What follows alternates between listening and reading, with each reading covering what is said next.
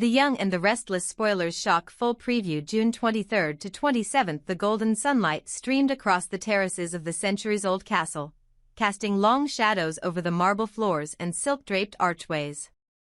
It was a setting more fit for a royal wedding than for the volatile convergence of Genoa City's most powerful players, yet fate had drawn them here not for celebration but for confrontation.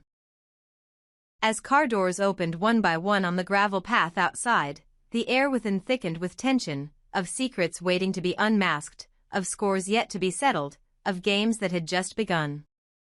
No one arrived at that estate without purpose, and certainly not Audra Charles, whose sleek heels clicked with intention as she made her way across the stone patio, sunglasses reflecting the rising sun and mischief tucked behind every calculated step. Audra knew precisely what she was doing when she asked Kyle Abbott for help. The request seemed casual, even flirtatious, a simple favor under the scorching sun. "Would you mind putting sunscreen on my back?" she had asked sweetly, handing him the bottle without waiting for a response. But nothing Audra did was without layers. As Kyle reluctantly complied, his hands lingering awkwardly, he knew, just as she did, that this was not about sun protection. It was a power play, a declaration of control, and perhaps a flirtation with temptation, even as the ghost of summer still lingered in his conscience. Audra's smile widened as she caught his discomfort, a glimmer of victory flashing in her eyes. She was playing the long game, and Kyle, whether he realized it or not, had already stepped onto her board. Inside the castle, the tension only grew thicker as familiar faces entered one by one, each carrying their own agenda. Michael Baldwin and Lauren Fenmore were among the last to arrive, stepping into the grand dining hall as conversation buzzed beneath the chandelier's crystal shimmer. Michael's voice cut through with its usual dry charm. "Looks like the party started without us," he remarked, scanning the room. Lauren, standing beside him in a tailored blazer and diamonds that caught the light, gave a soft laugh. "Did we miss anything?" Her question was innocent on the surface, but it held weight. They had missed nothing, and everything. Secrets had already begun whispering through the halls long before they arrived. Near the window where champagne flutes clinked and soft classical music played, Jack Abbott observed the shifting alliances with sharp eyes. "Of all the people invited, Chance stands out the most," he murmured to no one in particular. Sally Spectra, never one to miss a beat, stepped forward with a smirk. "That's because this could all tie back to Chancellor Industries." "He is a chancellor, after all," Billy Abbott added, arms crossed and gaze fixed on Chance from across the room, "and he's a cop. That's a detail no one should forget." Chance stood with practiced composure, offering polite nods and handshakes, but beneath the surface he was analyzing everyone. He wasn't just there as Abby's guest or Jill's legacy, he was there as the last line of defense if things spiraled out of control. Because when Victor Newman and Cain Ashby occupied the same space, there was no telling what storm would unfold. And speaking of storms, Cain had arrived. Amanda Sinclair had been the only one wise enough to intercept him before he stepped foot inside. "Victor is not someone to be underestimated," she warned, her voice low, deliberate. She had seen too much, calculated too many risks, to watch Cain walk blindly into a lion's den. But Cain, ever the rebel in tailored suits, gave her a look that sent a chill down her spine. "I don't," he said, pausing just enough for the words to settle. "But Victor has underestimated Aristotle Dumas. And now, he's underestimating Cain Ashby." His voice didn't rise, but it didn't need to. The confidence, the simmering vengeance, it was all there, barely contained. This was not the Cain who had once been content with shadows and second chances. This was a man hardened by betrayal, driven by secrets far too large for Genoa City to contain, and empowered by truths that could bring down empires. If Victor Newman was the king of Genoa City, then Cain Ashby had become the ghost that haunted his throne. Inside the estate, the gathering shifted. Conversations became quieter, more guarded. Eyes glanced toward the entryway, as if sensing an impending disturbance. When Cain stepped through the arched door, silence fell like a curtain. For a moment, time seemed suspended. Victor, standing near the head of the long table, turned his head slowly, his expression unreadable, equal parts recognition and challenge. Their eyes locked. Cain didn't flinch. Everyone knew, in that single instant, that this meeting was no longer a social gathering. It was a battlefield. Victor didn't move, but his presence dominated the room. He was a man who had spent decades building a dynasty from grit and ruthlessness, and he had no patience for threats, especially not from men who had once lived in his shadow. "You're late," he said finally, his tone sharp enough to draw blood. Cain offered a smile that was all edge. "No," he said. "I'm right on time." At the far end of the hall, Abby placed a protective hand on Chance's arm. Nearby, Lauren whispered something to Michael, who nodded grimly. Across the room, Amanda moved closer, her instincts on high alert. Jack narrowed his eyes, and even Billy, who rarely took anything seriously anymore, straightened up with a new kind of focus. This wasn't just about Chancellor Industries anymore. It wasn't even about Victor or Cain alone. This was about control, power, and the ghosts of the past clawing their way into the present. Every guest in the room was a potential piece in the game, or collateral damage. Audra, seated languidly on the sun-drenched terrace with a fresh cocktail in hand, glanced through the open doors at the standoff inside. She had no intention of intervening. She preferred to watch empires rise and fall from a safe and seductive distance. Kyle, having returned from his earlier interaction with her, now stood by the staircase, torn between amusement and apprehension. He had been drawn into Audra's web, but even he could sense that whatever game Cain was playing, it wasn't just personal. It was generational. And somewhere, deep in the recesses of the castle, perhaps in a locked study, or a cellar filled with old files and forgotten truths, a secret waited. One that could unravel Newman Enterprises, destroy reputations, and realign the power structure of Genoa City forever. But for now, no one moved. No one dared break the silence between Cain and Victor. Because everyone knew, the next move would change everything. Let me know if you'd like the story to continue, perhaps into a second part where the confrontation explodes, the secret is revealed, or someone vanishes from the estate under suspicious circumstances. I can expand this into a full arc. Just when it seemed the fragile silence in the castle had solidified into a tense truce, an unexpected voice sliced through the tension, light, defiant, tinged with fury. "I would never do anything like that to you," Phyllis Summers declared as she stepped out from behind the lattice fence, her eyes locked on Cain. Her appearance was abrupt, even theatrical, as if she had been waiting for the perfect moment to announce herself, and in true Phyllis fashion, she had found it. The gasps that rippled through the room were subtle but present, like the first tremor before an earthquake. Amanda Sinclair's expression turned from composed diplomacy to mortified disbelief. She hadn't invited Phyllis with anticipation, she had done so out of formality, perhaps a miscalculated sense of courtesy. Now, watching Phyllis throw herself into the eye of the storm with emotional abandon, Amanda looked as if she would do anything to take that invitation back. Cain, unfazed on the surface, turned to face her fully, and for a brief second, something vulnerable flickered behind his guarded expression. Phyllis was many things, volatile, cunning, passionate, but she wasn't a liar, not to herself and not to the people she truly cared about.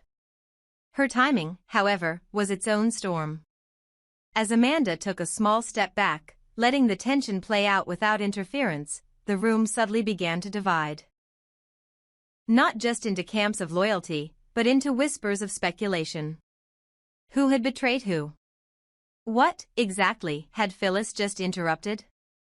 Outside, the sun beat down mercilessly over the poolside terrace, casting shimmers along the surface of the water as if mocking the cracks beginning to form inside the castle walls. Kyle Abbott sat beside Audra Charles on a lounge chair padded with custom-made linens. The air was thick with humidity and subtext. In her hand, Audra held a sleek, pearl-toned container and offered it toward him with a perfectly manicured hand. "It's Jabot's birthday suit sunscreen," she said breezily, her voice warm but calculated. I never leave home without it. Kyle gave a small nod, the corner of his mouth twitching in reluctant amusement. Still our top-selling product. He reached out and accepted the bottle as Audra stretched her shoulder just slightly toward him. Do you mind? She asked, as if it were nothing. As if the intimacy of the request weren't burning away layers of propriety with every passing second. He hesitated only for a beat before applying the lotion with measured indifference, though the tension between them was anything but casual. Audra closed her eyes for a moment, leaning back, basking not only in the sunlight but in her growing power over Kyle, over the moment, over the thin line between flirtation and danger. And miles away from that heat-soaked terrace, the cool, refined interior of society offered another kind of contrast, one less about physical tension and more about emotional enigma. Claire Grace sat across from Holden, each holding a Vesper, their glasses catching the ambient light of the dimmed lounge.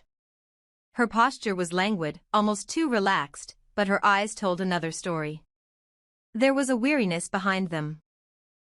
The kind that doesn't come from lack of sleep alone, but from emotional burden. Perhaps it was Cole. Perhaps the man who had been teetering on the edge of stability had finally slipped into something darker. Or perhaps Claire had seen something she hadn't expected, a leaked photo, a headline, a candid image of Kyle's hand on Audra's back, moments before her own social feed betrayed her. Still, Claire smiled. It was tight, brittle beneath the surface, but well practiced. Here's to being lucky enough to have met you tonight, she said, her voice silk over stone. Holden, charmed but oblivious to the undercurrent, raised his glass in return. I think I'm the lucky one, he replied with sincerity. But sincerity was not a currency Claire trusted anymore. She had heard too many sweet nothings that masked dark intentions.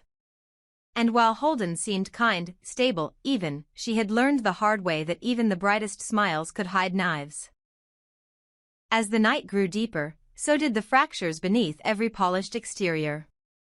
Back at the estate, Victor and Cain's impasse remained unbroken, though every glance exchanged between them seemed sharper than the last. Phyllis hovered at the edge of the room like a crimson ghost, her presence both igniting and unraveling old flames.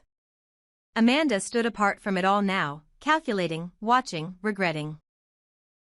Jack, ever the strategist, retreated to a corner with Billy to whisper observations, while Sally floated between conversations, her eyes flicking between Chance and Audra, as if trying to determine which alliance might prove more useful when the inevitable war broke out. And Audra, still basking in the sun, her skin glistening with Jabot's finest, was scripting the next chapter in her head. Kyle's hesitation, his breath caught just slightly when her fingers brushed his. It was all part of the seduction. She wasn't interested in love. She was interested in leverage. But not far from her, in an upstairs room with blackout curtains and a laptop screen glowing, someone else was writing a different script. An anonymous message sat unsent in a private inbox. It contained attachments, photographs, audio files, and a name no one had spoken aloud in years. The person behind the keyboard hesitated, then clicked send. Because somewhere in the midst of sunscreen and seduction, declarations and deceptions, a deeper truth was about to detonate. One that no one, not Victor, not Cain, not even Audra, was prepared for. And as Claire drained the last of her cocktail, the glow of her phone lit her face. Her smile faded as she stared at the screen, where an image loaded slowly. Kyle. Audra. Poolside. Intimate. Too intimate. Holden said something, but she didn't hear it. Her grip on the glass tightened just slightly, her pulse quickened. This wasn't just flirtation, this was betrayal. Or at least, it would be spun that way. And Claire knew how to spin. Back at the estate, Michael Baldwin stood near a window, watching the sun sink into the horizon like a promise dissolving. He leaned toward Lauren and murmured, "This place is about to erupt." Lauren nodded. "And the fallout?" she asked. Michael gave a grim smile. "Collateral damage is inevitable." No one knew just how right he was. Because the secrets buried in the walls of that castle weren't content to stay hidden. And neither were the people who had spent years learning how to survive in the shadows. And as night finally fell, bringing with it the promise of revelation and ruin, every player in the game began to realize that what they thought was a party had always been a trap. The hedge walls of the labyrinth stretched high into the gray French sky, casting shadows that danced with each gust of wind that swept across the estate. The once idyllic setting, intended perhaps to delight and dazzle, now felt like a living metaphor, a maze of deceit, broken trust, and tangled relationships that had finally reached their center. It was here, within the twisting heart of the maze, surrounded by the towering greenery that muffled sound and sense, that Victor Newman finally turned toward Cain Ashby, his eyes sharp with suspicion and calculation. "Why, Cain?" he asked, his voice low but heavy. "Why did you bring us all here?" His words echoed against the hedges like thunder rolling across a distant field. Jack Abbott stepped forward, his expression tight with frustration. "Yeah, why gather us in a foreign country just to meet someone we already know?" His tone was sharper than usual, clipped with the tension of wasted time, of frayed patience. Around them, the rest of the guests murmured uneasily. Some shifted on their feet. Others glanced around nervously, as if expecting the hedges themselves to part and reveal the truth. But the truth wasn't hiding in the bushes. It was standing right in front of them, dressed in a tailored suit, no longer cloaked in the persona of Aristotle Dumas, but not yet willing to let go of its weight. Cain took a breath, his shoulders heavier now that the masquerade had ended. He looked around at the faces staring back, some angry, some hurt, some simply confused, and saw all the consequences of his decisions staring back at him. "Lily's fine," he said first, trying to calm the growing panic. "She's not in danger. I promise." It was true. Lily was safe, at least physically. But emotionally? That would be another story. Cain turned slightly, as if speaking to all of them, but his eyes searched for one in particular, Lily, still standing at the edge of the clearing, arms crossed, expression unreadable but unmistakably cold. "I know this looks bad," he continued, voice steady despite the rising weight in his chest. "And I won't make excuses. This whole thing, the mystery, the invitations, the castle, the maze. It's all exhausting. And it's over." He exhaled deeply, not as a performer on a stage but as a man finally pulling off a mask that had long since fused to his skin. "I'm done being Aristotle Dumas. I'm ready to go back to being Cain Ashby. Just Cain." There was a pause, not applause, not understanding, just silence. A heavy silence that stretched across the hedges and seemed to wrap around everyone like a vice. Lily finally stepped forward, her voice cutting through like glass. "What is all this, Cain? No more secrets. No more games. What are we even doing here?" Her eyes were wet, but not from weakness. They were the eyes of a woman who had spent too many years loving a man who kept rewriting the rules. And now, she was done playing. Cain looked at her, and for the first time since they arrived, his voice trembled. "I wanted to say thank you," he said, soft but clear. "To all of you. For what you've taught me. For what you've given me, even when I didn't deserve it. This party, this elaborate madness, it wasn't meant to trick you. It was meant to give you one night. One night away from everything. A celebration. A chance to feel free, to laugh, to drink, to remember who we were before everything went wrong." "Then you failed," came a voice. Amanda's, curt and disillusioned. "It wasn't cruel, just honest. This isn't a celebration, Cain. It's a reckoning." There were murmurs of agreement. Cain felt his throat tighten, but he nodded. "I know. I was afraid no one would come if I signed the invitations as Cain Ashby. So I used the name that carried weight. I was planning to speak to each of you privately, to apologize, to explain. I never meant for it to go this way. But the damage was done." Lily, overwhelmed, backed away. I need air, she whispered, though she was already outside. She turned and fled through the maze, her dress catching on branches as she vanished deeper into the hedges. Cain didn't follow. He knew better now. Devon, standing off to the side with arms crossed and eyes burning, didn't mince words. This was stupid. All of it. You think you can play God and pull strings like people are puppets? We're not your audience, Cain. We're not props for your redemption tour.